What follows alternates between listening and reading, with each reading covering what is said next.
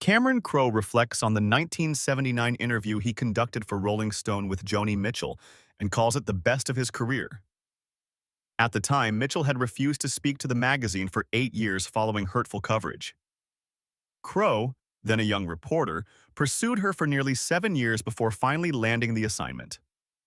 Crucially, Crowe broke a tabloid-style and journalistic rule. He showed Mitchell the article before it was published and invited her input. He later said this would normally get him crucified, but it earned Mitchell's trust. The interview came at a pivotal moment. Mitchell had just released her album Mingus with jazz legend Charles Mingus, and she was ready to break her long silence with the magazine. Crowe recounts that the trust-building gesture opened the door to a deeply candid conversation, leading Mitchell to deliver what he describes as the best interview he did for the magazine. Their connection didn't end there.